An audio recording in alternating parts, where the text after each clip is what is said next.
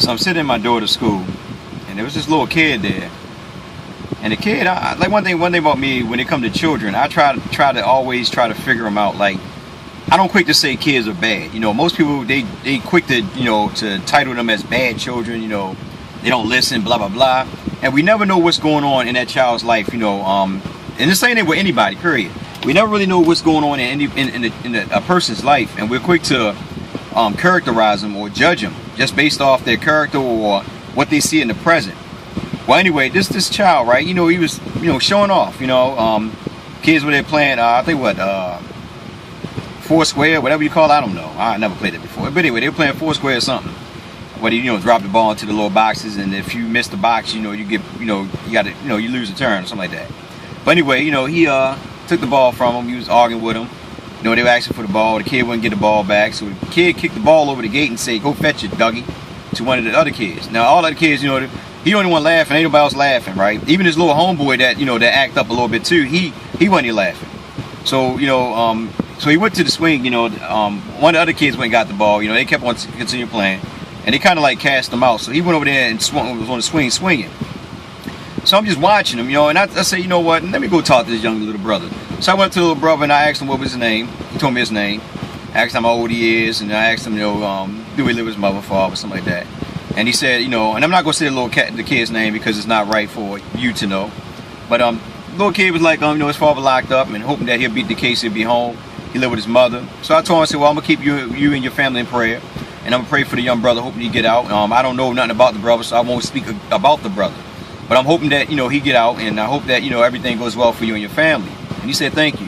And I asked him, well, what do you want to be when you grow up? And this little brother said to me, he said he want to help the homeless.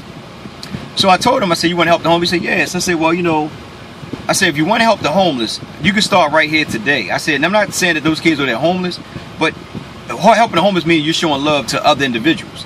I said, so you can do the exact same thing with those kids right there, the same kid that you kicked the ball over the gate with. You go over there, apologize to them, and befriend them.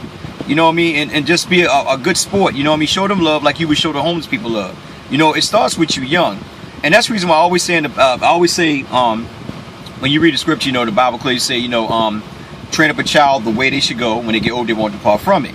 So if you think about it, when a child is young, and don't sit there and think that a child is not intelligent. A child is intelligent. Some of these children know more than most of you parents. But y'all be in denial, man. Y'all so focused on yourself and not focused on that child.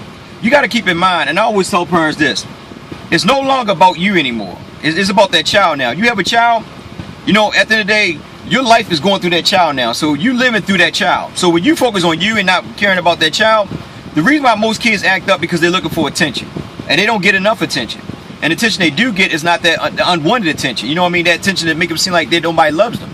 So when they get out in public, they act out because they want that undivided attention, but they're not getting at home.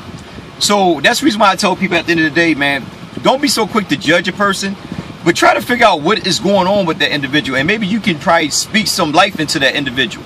One thing I always tell everybody at the end of the day is that you got to learn how to speak positive over negative. The more positive you speak over negative, the more energy it starts to bring out in that individual. And then you'll start to really feel why that person is going through what they're going through. So with that being said, it's your man Chaz. I just want to tell people at the end of the day, before you judge somebody, just talk to them and see what's really going on in their life. You know what I mean? Because like I said, a lot of people out here are frustrated, they're angry because something in their personal life is really tearing them apart. And they don't like to talk about it because nobody took the time out to really ask them. You don't have to go to a strength to talk to nobody, man, about what's going on in your problem. What you need to do is put real positive people in your circle, remove the negative people, focus on the positive, and then when you build that positive circle up, then you can go out there and talk to the negative people, hoping that some of them will understand and come into that positive light. But it's important that we understand that, start showing love to your children. Seriously. Talk to them. Don't be so quick to yell at them and scream at them because you angry because they made a mistake or something like that. And I don't call mistakes. I call them experiences in life. So don't be mad at them because they did something wrong or they just frustrate you at the end of the day. You know what I mean? If you're that type of parent that's doing stuff like that, you don't need to be a parent. Simple as that. If you're yelling and screaming at your child every day, cussing them out, mother effer this, mother that, listen, they're not your boyfriend, they're not your girlfriend. Stop it. Seriously. Because all you're doing is making a product of this society. When you teaching a child that type of attitude and stuff like that, what do you think that child gonna do when they get old?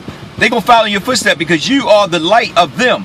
So they're gonna look at you and say, okay, well, this is what I want to do. Going to Simple Strength, this is what my mom, this is what my dad do. So whatever you do in front of that child, it will be brought to light through that child, whether it's good or bad. Some children wake up and say, you know, I want to be like mommy, daddy, I want to be better. But majority of them are going to follow in your footsteps.